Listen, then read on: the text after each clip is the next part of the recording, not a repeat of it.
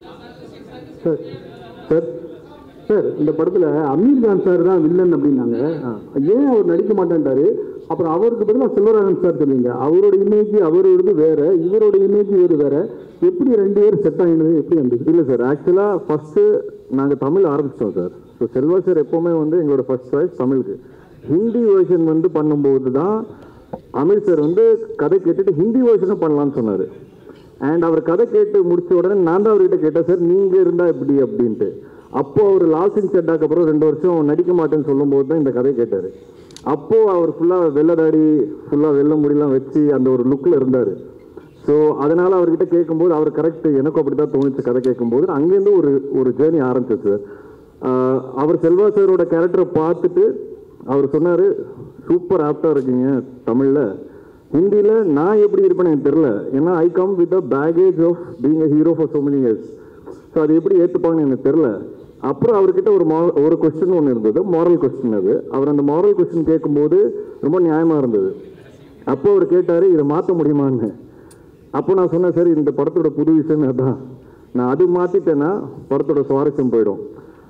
அப்போது அவர் ஓகே, அப்போது நம்ம பண்ணாமல் இருந்தால் பெட்டர்னு சொன்னார். ஆனால் எதுவுமே என்கிட்ட என்கிட்ட இந்த கூலி படத்தோட ரிலீஸ் வரும்போது நாங்கள் ஒரு நைட் ஒன்றா உட்காரும்போது தான் சொன்னார், உனக்கு என்கிட்டயே மாற்ற முடியாதுன்னு சொல்கிற தைரியம் இருந்தது பார்த்தியா, அதுதான் எனக்கு பிடிச்சது அப்படின்னாரு.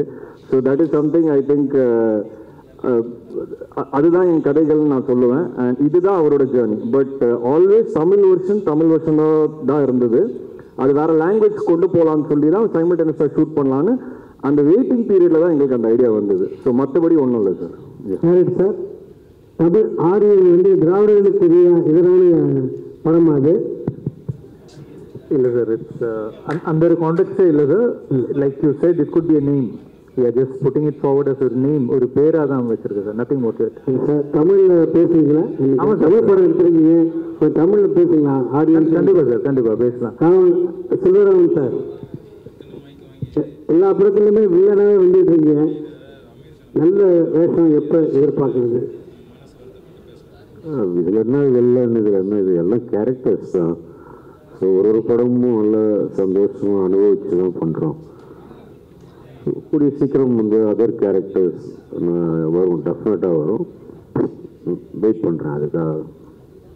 செல்வராகவன் சார், உங்களுக்கு கேள்வி. ஒரு டைரக்டர் பேர் பார்த்து தேட்டருக்கு வந்தாங்க ஆடியன்ஸ்.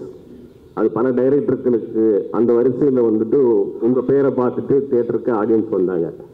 இப்போ நீங்கள் திடீர்னு வந்து நடிகராகிட்டதுனால சொகுசாக வந்துட்டு நடிச்சு போயிடலான்ட்டு நினச்சி அந்த கிரியேட்டர் உங்களுக்குள்ளே இருக்கிறவர் இருக்காரா, இல்லை அவர் வந்து ஓய்வு எடுத்துட்டு நடிகராக மாறிட்டாரா, முழு நேரம் நடிகரா? எப்பவுமே டைரக்டர் தாங்க. ஆக்டிங்கிறது ஓகே. ஃபஸ்ட்டு சானிக்காயிடும் ரொம்ப ஃபோர்ஸ் பண்ணி என் ஃப்ரெண்டு ஒரு டைரக்டர் எல்லாம் பண்ணதால் தானே பண்ணே தவிர. ப்ளஸ் எனக்கு ஒரு கேள்வி இருந்துகிட்டே இருந்தது, ஒரு ஆக்டிங் கஷ்டமா இல்லை டைரக்டிங் கஷ்டமா அப்படின்ட்டு. சரி பார்த்து நடித்து பார்த்து தான் தெரியும் போல இருக்கு அப்படின்னு பார்த்தோன்னு ஒரு 5-6 நாள் ஷூட்டிங் கழிச்சு, அட கடவுள், ஆக்டிங்கில் இவ்வளோ ரெஸ்பான்சிபிலிட்டிஸ் இருக்கா. கையை பார்த்துக்கணும், காலை பார்த்துக்கணும், மூஞ்சியை பார்த்துக்கணும், அங்கே பார்த்துக்கணும், இங்கே பார்த்துக்கணும். நம்ம பாட்டுக்கு ஒரு திரிஞ்சு நம்ம ஒரு படம் எடுக்கிறது வேறு. பட் ஆக்டிங்லாம் அப்படி வந்து பட்டிட முடியாது. ரொம்ப யோசித்து அதெல்லாம் பண்ணணும் வந்து. ஸோ கிடைச்சது ரொம்ப சந்தோஷம். சார் நீங்கள் இந்த போலீஸர் கேரக்டர் பண்ணுறீங்களா? அது யாரை முன்னோட்டமாக வச்சுட்டு பண்ணுறீங்க, யாரை முன்மாதிரியாக எடுத்துக்கிட்டு பண்ணுறீங்க? இல்லை சார், ஒவ்வொரு கேரக்டர் வித்தியாசமான கேரக்டர் பண்ணுறதுல எனக்கு குழந்தைய கூட்டமே போலீஸ் தான் கடைசியில். அந்த போலீஸ் வேற, ராட்சசன் போலீஸ் வேற, இந்த போலீஸ் வேற. பட் ஒரு போலீஸ் ஒரு ஜென்ரல் ஒரு பாடி லாங்குவேஜ் இருக்கும். அதை நான் சின்ன வயசுலேருந்து வீட்டிலே பார்த்துருக்கேன். ஸோ எங்கள் அப்பா தான் சார் எனக்கு ஒவ்வொரு கேரக்டர் அப்ரோச் பண்ணும்போது அவர்களோட பாடி லாங்குவேஜ் ஒன்று இருந்ததில்ல சில விஷயங்களில். எல்லா படங்களும் எல்லா இடத்துலையும் அப்ளை பண்ண முடியாது. அண்ட் அப்பா கிட்ட டிஸ்கஸ் பண்ணுவேன், இந்த மாதிரி ஒரு கேஸ் இருந்தால் நீங்கள் என்ன பண்ணீங்க. உண்மையாக சொல்லணும்னா ஆரியன் வந்து ஒரு டிஃப்ரெண்ட்டான ஸ்டோரி நாங்கள் சொல்லிகிட்டே இருக்கோம், அதை நீங்கள் பார்க்கும்போது புரிஞ்சுப்பீங்க. அப்போ நான் அப்பா கிட்ட கேட்டேன், இந்த மாதிரி ஒரு விஷயம் இருந்தால் நீங்கள் என்ன பண்ணுவீங்க. ஏன்னா எனக்கு தோணுச்சு படத்தில் பிகினிங்கில் போலீஸால் ஒன்றும் பண்ண முடியாது அப்படின்னு கதை கேட்கும்போது ஒன்றுமே பண்ணலையா போலீஸ்ன்னு எனக்கு தோணுச்சு. அப்போ அப்பா கிட்ட கேட்கும்போது நீங்கள் உண்மையாகவே இந்த இன்சிடென்ட் ஃபாலோ இந்த மாதிரி ஏதாவது நடந்ததுன்னா நீங்கள் என்ன பண்ணியிருப்பீங்க கேட்கும்போது கண்டிப்பாக ஒன்றும் பண்ணியிருக்க முடியாது, வெயிட் தான் பண்ணியிருந்துருக்கணும் அப்படின்னு ஒரு மேட்டர் சொன்னார். அப்போ எனக்கு நம்பிக்கை வந்துருச்சு, ஓகே இந்த கதை கரெக்டான கதைன்னு. ஸோ இந்த மாதிரியான சில விஷயங்கள் நான் அப்போட டிஸ்கஸ் பண்ணுவேன். My question to Shraddha. Sir, you are the most overwhelming actors in the industry and your ability to fit in any character. You have a tension to do all kinds of roles, but personally I feel you have a strong liking to filling the crime subjects. Any particular reason for that? And you are doing a great job on that. Thank you so much, sir.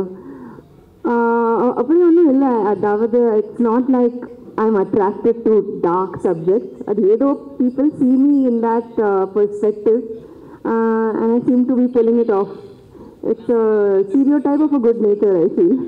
And I mean, honestly, it is something I enjoy doing, but I'm also always on the lookout for lighter subjects just to show diversity. But thank you so much for your compliments, sir. Thank you.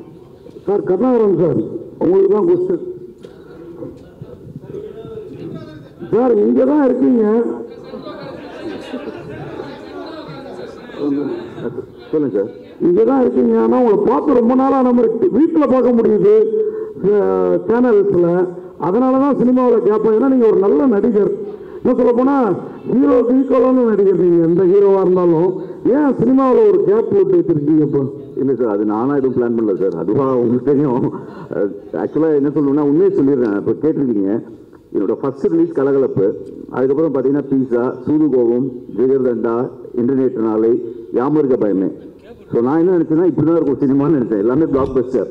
அதுக்கப்புறம் இந்த ஜேர்னியில் தான் பார்த்தேன் ups and downs எல்லார் கெரியர்லேயும் இருக்கும் அப்படின்ட்டு. விஷ்ணுக்கு நல்லா தெரியும், நிறைய வாட்டி நான் விட்டுட்டு போயிடணும்னு முடிவு பண்ணிட்டேன்.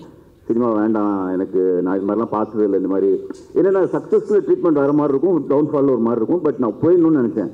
விஷ்ணு தான் பிடிச்சி இல்லை நீ பண்ணு, இப்படி தான் இருக்கும் கெரியரில். சில படம் நல்லா வெற்றி பெறும், இதில் மிக்ஸாக தான் இருக்கும். பட் போகாத, நீ நல்லா ஆர்டிஸ்ட் அப்படின்னு சொல்லி என்னை எழுத்து பிடிச்சி இப்போ எப்படி பண்ணியிருக்காருன்னா அவரோட கம்பெனிலேயே அடுத்த மாதம் டே கிளாஸ் இருக்குது எனக்கு வந்து தெரியும். ஸோ கட்டா குஸ்தி 2வும் இன்னொரு படமும். ஸோ அப்படி ஸ்டார்ட் பண்ணி விட்டு இன்ஜின் இப்போ கொஞ்சம் நல்லாவே ஃபார்மில் இருக்குது வண்டி. கண்டிப்பாக இன்னொரு 2-3 இயர்ஸ் நல்லா ஓடும். ஜிடி நாயுடு படத்தில் நான் ஒரு முக்கியமான ரோல் பண்ணுறேன். அதுக்கு காரணம் விஷ்ணு தான். ஏன்னா ஓஹோ இந்த பேபியில் நான் ஒர்க் பண்ண பார்த்துட்டு கிருஷ்ணா சார் என்னை கூப்பிட்டாரு. So thank you Vishnu, thank you so much. So அடுத்த வருஷம் கொஞ்சம் பிஸியாக தான் சார் இருக்கும். அடுத்த மாதம் வாவாதியாரில் மீட் பண்ணுவோம். ஸோ இன்னும் 2-3 இயர்ஸ் நிறையா படங்கள் பண்ணுவேன்னு நினைக்கிறேன். தேங்க்யூ. வாழ்த்துக்கள் தேங்க்யூ சார். விஷ்ணு சார்ட்ட கொடுங்க சார். இப்போ கேட்டாங்க, நான் முன்னாடியே அந்த கேள்வி உங்கள்கிட்ட கேட்டிருக்கிறேன். உங்களுக்கும் டைரக்டருக்குமான கேள்வி இது. அந்த ஆரியன் வந்து திராவிடர்களுக்கு எதிரான படமான்னு கேட்டாங்க. திராவிடர்கள் கொண்டாடுற படமாக இருக்குமா ஆரியன்? ஏன்னா இங்கே ஒரு இது போயிட்டு இருக்கு, அதனால தான் கேட்குறோம் சார். என்னோட வியூ கொஞ்சம் இந்த மாதிரி விஷயங்களில் கொஞ்சம் different sir. I believe everybody is a human being first. I think that நம்ம ஒரு காலங்காலமாக ஒரு விஷயம் இருக்கிறதுனால நிறைய டிவிஷன் இருக்குது சார் மக்களுக்கு நடுவில். பட் எல்லாருமே end of the day human beings தான் சார். ஸோ இந்த படம் எல்லாருக்கும் பிடிக்கும்னு நான் நம்புகிறேன். இந்த என் பையன் பேர் சார், அதை நான் எதுவுமே யோசித்து வைக்கல, என் ஒய்ஃப் தான் வச்சாங்க. ஸோ அது எதிரா ரைட்டா ராங்காலாம் எனக்கு தெரியாது சார். என் ஒய்ஃப் ரஜினி, எக்ஸ் ஒய்ஃப், அவங்க வந்து ஆரியனோட அம்மா, அவங்க தான் இந்த பேரை செலக்ட் பண்ணாங்க. ஸோ அதனால் வந்து எனக்கு நீங்கள் இப்படி கேட்டிங்கன்னா சொல்ல தெரியாது சார். என் பையனோட பேர் சார் எல்லாருக்கும் பிடிக்கும் சார். கண்டிப்பாக சார். டைரக்டர் சார் உங்கள் பதில் சார்? அதே தான் சார். பட் அது இந்த படத்துக்கு ரிலீஸுக்கு அப்புறம் நான் டீட்டெயிலாக பேசுகிறேன் சார். அப்போது கொஞ்சம் டீட்டெயிலாக பேச முடியும், அதனால தான் சார் சொல்லுறேன் சார் உங்களுக்கு. ஏன்னா உங்களை இந்த மாதிரி இடத்துல தான் கேட்க முடியும், பார்க்க முடியும், அதனால தான் ஒன்றும் இல்லை சார். அதாவது இந்த தனுஷும் நீங்களும் ரொம்ப சேர்ந்து நடிக்காமல் இருக்கிறதுக்கான கண்டிச்சு போட்டுரும் அப்படிங்கிற மாதிரி. ஏன்னா நீங்கள் பெரிய நடிகர் ஆகிட்டீங்க, அவர் கூட மாட்டேங்கிறாரா இல்லை கூப்பிட்டு நீங்கள் போக மாட்டேங்கிறீங்களா? ஒரு படம் தான் கூப்பிட்டாரு, அதுக்கப்புறம் கூப்பிடவே மாட்டேங்கிறாரு. நானும் பார்க்கும்போதெல்லாம் சொல்கிறேன், ஏதாவது ஒரு படம் சொல்லுங்கள், படம் சொல்லுங்கன்னா நீங்கள் அவர்கிட்ட தான் கேட்குறேன், ஏன் கூப்பிட மாட்டேங்கிறாருன்னு.